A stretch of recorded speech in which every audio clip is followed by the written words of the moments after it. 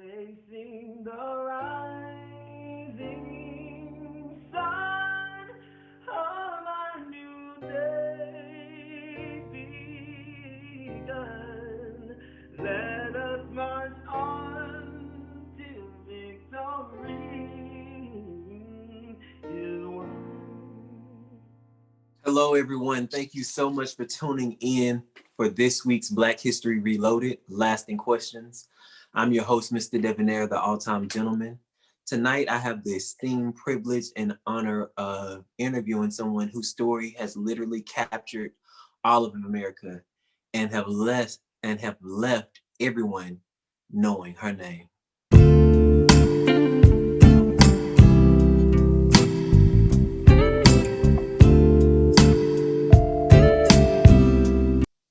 So I want to say thank you so much for being here. I really appreciate you for doing this interview. So many people, after learning about your story, became enraged, angry, upset, and even left a lot of people feeling discouraged about our judicial system. We know pretty much what happened that night. We know how your story ends, but we don't really get to see who these people are that are killed.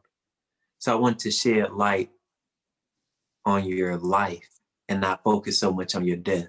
So for those people watching, can you tell them who you were? Yeah, so first, thank you so much for having me on your show, Mr. Devinaire. I am excited and nervous to be on your show, but I'm just glad that we get to address some of these lasting questions. Now, who I was, man. Um, First of all, I'm a savage. Okay. I see you rocking the shirt. I see Yeah. you came to let the people know. And did. No, but seriously, I'm my mother's oldest and best daughter. No argument. No argument.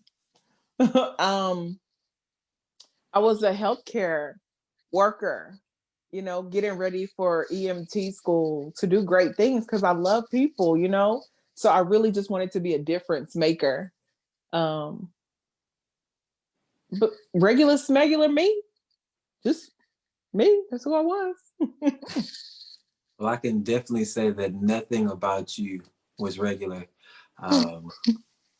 especially for the events to come. We all know what happened that night, but a lot of us would like to know, I know exactly, for me, what was that day like for you? That day was good. That day was great, actually. It was my day. My boyfriend, I had really wanted time with him.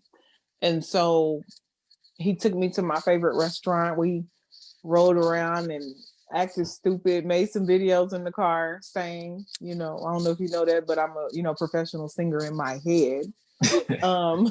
We all are. Had family game night and passed out. No, it was a good day. Real good day. So you saying it was just a regular, typical day? You didn't have any kind of feelings or, a lot of people say when something's about to happen, they have their little intuition. Nah, it wasn't like that for me. Like, I've heard people say that too, where it's like, oh, there's an intuition or like some insight internally that this is your day. Yeah, it wasn't none of that for me. I really did have a great day. It was a great day. Wow. I'm glad you were able to experience a good day because we all know what would follow from that day. I feel like I would be kind of remiss if I didn't ask this question, and you do not have to answer it if you do not feel comfortable answering it. But for those watching, I'm sure they will want me to ask, what do you remember about that night, if anything? Could you recount that night for us. Well, I remember everything. I remember everything. I remember being in the bed with my boyfriend and being woken up by like boom, boom, boom, boom, boom, beats on the door. My boyfriend grabbed his pistol because it's 12 in the morning and somebody's beating on my door. We left out the bedroom to go. We're yelling like, "Who is it? Who is it? Who is it?" And we're not hearing anything.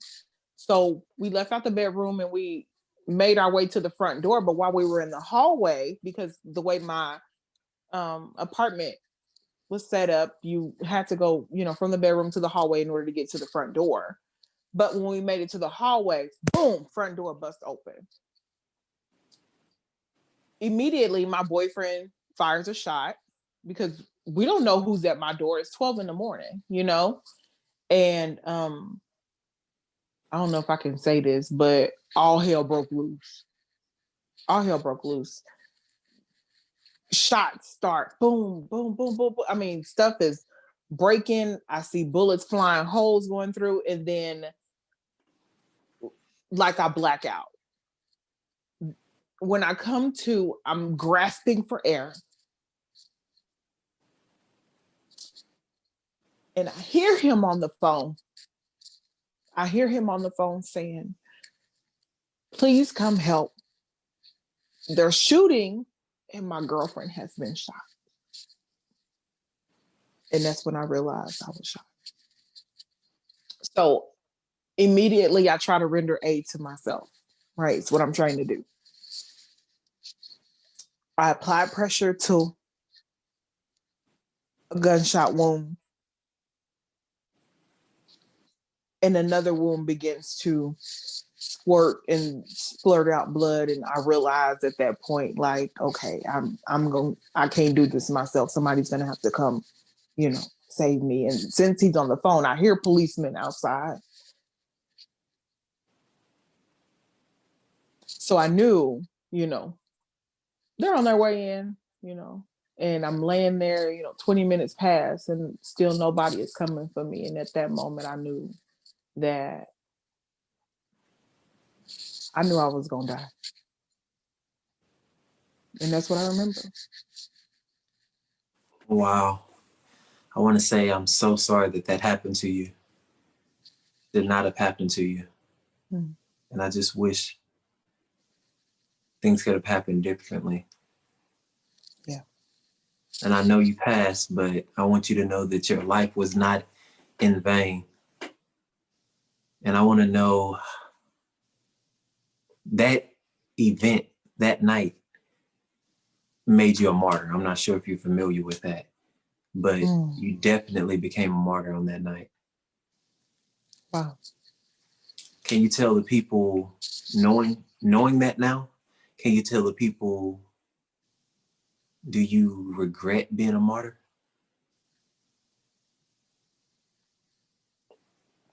I regret being an example.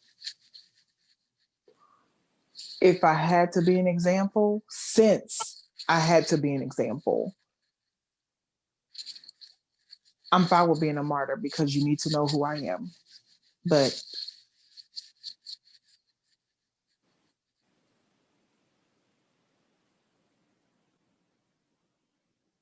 I don't regret having my name known for the reason it's known, since I had to go how I went.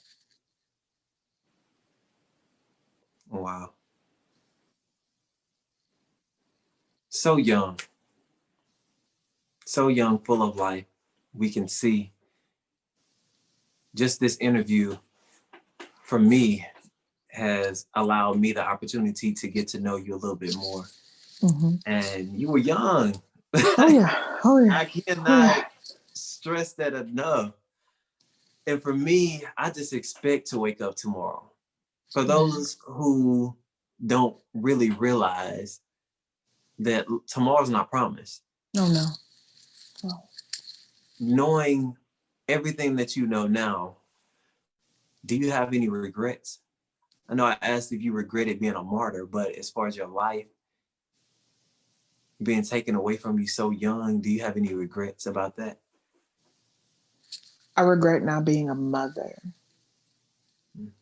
If I had to choose mother over martyr, for sure, I regret that. Other than that, YOLO. That's how I lived my life. YOLO. I do regret, like I said, being an example, but YOLO. I think it's important that we know, right? That people know moving forward, even though there's no regrets, people know moving forward, you don't have to be a criminal to have your life taken by the law, right? Wow, that's powerful. Obviously, it's one of the main reasons why we're saying your name is because it's not just criminals that they're killing. These are innocent workers, young people full of life. Yeah, yeah. Wow. So on a lighter note, I've seen some of your videos. Like I said, I did my research before I interviewed you, and I saw that, you were no stranger to social media. I saw your And IG, I saw your Snap. I did my little research on you. So can you tell the people and tell me, how does it make you feel seeing your name literally everywhere? Like I said earlier, you have celebrities bringing light to your story and to your situation. that's You crazy. have people posting pictures and having your name under their posts with a hashtag. How does that make you feel seeing that now? That's crazy. That's crazy. Say my name, say my name. I'm just playing. No, yeah, I told you I'm a singer in my head. I think I'm Okay. doing something. Like I what you know did. I can't hold a note, but but in my I heard a little mind, something. I heard a little something. I heard it. I heard it. no, but it's crazy. It's crazy for people to, I don't know if you know this, but I was big on social media. I met my boyfriend on Twitter. I don't know if you knew that or not, but No, I didn't know that. Okay. yeah, I might it's have to check out Twitter. come on Twitter. Meet your soulmate on Twitter. But no, but it's crazy, Mr. Devinaire, that everything I aspired, right? Before all of this, I wanted my name known on social media. I wanted celebrities saying my name. And now they are. They are. It's just not in the way I wanted it to happen. But I said this before, if I had to go, or since I had to go the way that I went, child, somebody better say my name. Well, I can definitely tell you that we are saying your name and we will continue to say your name. Because when we say your name, we're saying that we will no longer be like a child being bullied on the playground, but we're going to stand up to our bully. When we say your name, we're saying that we want justice for everyone and not just some people. When we say your name, we're saying that we're coming together as a people, united, and saying no more. We will not tolerate the injustice of specific people, but we want to be considered and given an equal chance. My condolences to your family, your mother, your sister, your boyfriend, all the people that lost you, that you were close to. Such a tragic story and a beautiful soul loss. So again, thank you for being here. I'm Mr. Devinaire, the all-time gentleman with Black History Reloaded, Lasting Questions. Be sure to tune in next week for our last and final week. You will really enjoy that story. Have one more martyr for you. Good night.